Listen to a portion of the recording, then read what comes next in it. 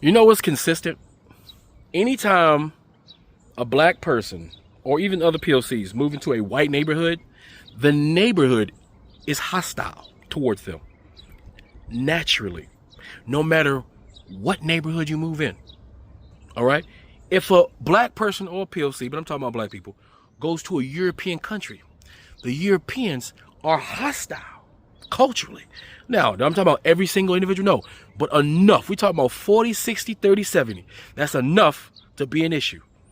Okay? Now, when you white people move into a black neighborhood, you know, the ones that you're afraid of, that you talk shit about, that your governors and your mayors and your congressmen and your senators purposely disenfranchise, even though they pay higher taxes in order for them to circumvent those taxes onto your communities. That's why you have nice clean roads, nice clean streets. They pick up your trash on time, and you got all those amenities that are provided to you by your local government, which is socialism, the thing that you say you hate, but apparently you enjoy it when it happens to you. All those things you enjoy. When y'all go move to those black neighborhoods, those black people don't harass you. When your white child has to go to a all black school, he's not getting harassed. He get a little teased a little bit, but he ain't getting harassed. He gets an arm put around him, and you're gonna be all right. Somebody protects him. When a black child goes to an all-white school, he has to be on guard, a one-man army. He has to fight against your white pupils that you train in your houses to be evil demon subhumans. You don't think there's nothing wrong with that? How many stories do we gotta have where a black person who's prominent goes to a prominent neighborhood and purchase something in America because they're an American, and they have the right to go any place in America and purchase any property in any land and not be harassed by the neighbors who believe for some reason that that person don't belong here? Why? What makes you think that your white skin means that you can have privilege and no one else can? Why are you so shocked when you see a black person in your neighborhood with a better house than you, better car than you, better job than you? Who convinced you that black people are subservient by default and we ain't supposed to be where you at or above you? Who told you that? You guys are suffering for some serious mental illness. If you can't see it, this is culture wide. This is in every European country that has an influx of POCs or black people. Every white neighborhood, you all are the same. This is consistent throughout history, documented. And sometimes you guys go out and you take the lives of us because of your own insecurities and jealousies. Don't you think there's something wrong with you? It's ain't nothing wrong with us. It's something wrong with you. Anyway, let me let this black woman tell you her experiences. You guys tell me what you think in the comment section. It's Afro Think Tank. Learn something, teach something. I'm out. We got to talk about how racist white people can't stand it when a single black woman moves in next to them, or a black family at that. Because you see, this documentary, this isn't a one-time occasion. This happens a lot, and I'm going to share my experience. When I built my house in this neighborhood, I was single, and when I tell you I became the topic of conversation, the main character, these white people started fucking with me in ways that I never thought that they would. They vandalized my property. They stuck signs in my yards to mess with me. They would try to stalk me and watch me on social media to see where I was at so that they could mess with my yard. Called the police when I had a gathering that hadn't even started yet. There were 2 people at my house when I get a knock on the door. For what? There's no noise. There's no music playing. Reported me to the HOA, I think about 20 damn times at least. And then it was the weird shit like, oh, I get a new car, now all of a sudden y'all all get new cars within the next 2 to 3 weeks.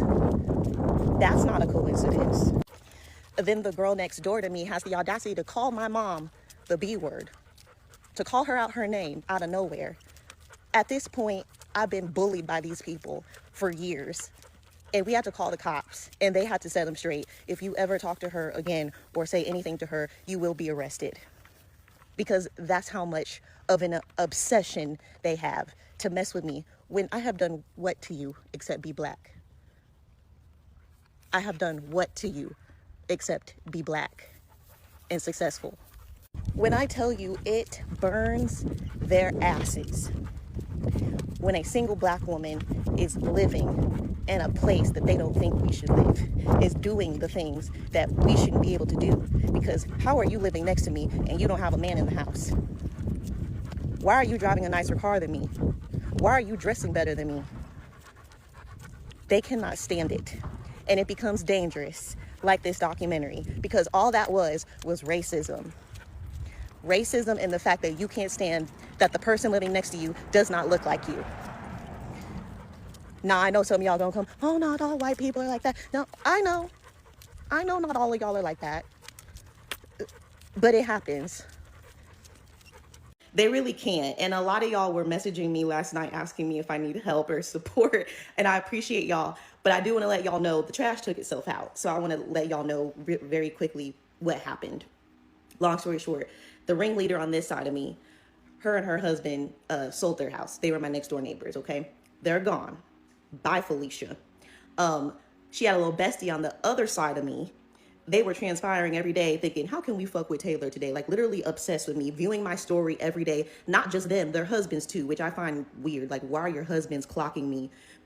They watch my story more than they watch your story.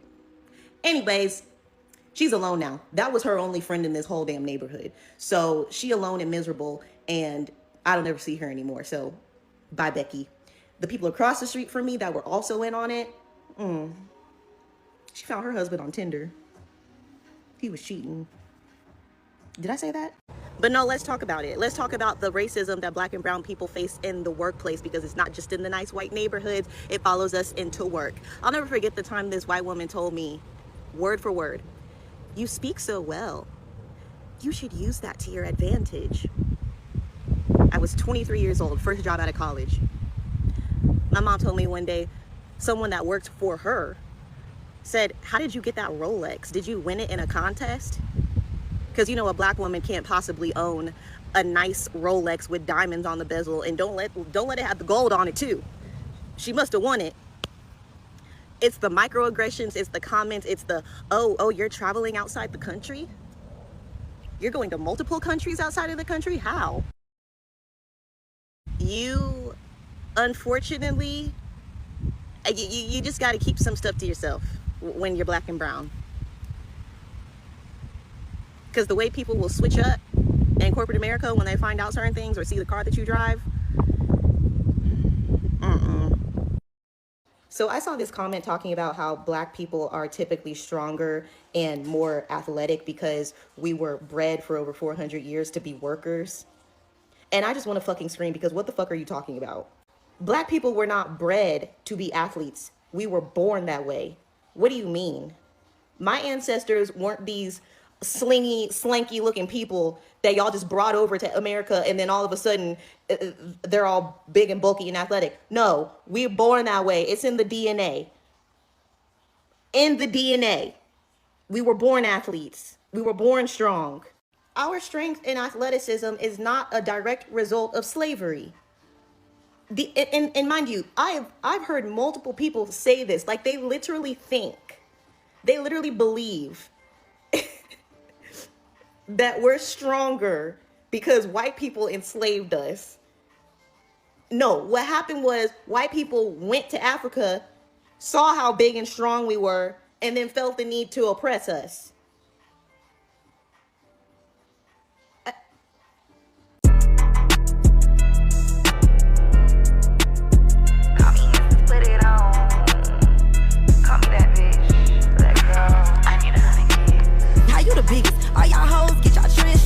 I'm independent, whole team flying out this shit. Who taught you to hate the texture of your hair? Who taught you to hate the shape of your nose? Who taught you to hate the color of your skin to such an extent that you bleach? Who taught you to hate yourself from the top of your head to the soles of your feet? Before you come asking Mr. Muhammad, does he teach hate? You should ask yourself, who taught you to hate being what God gave you?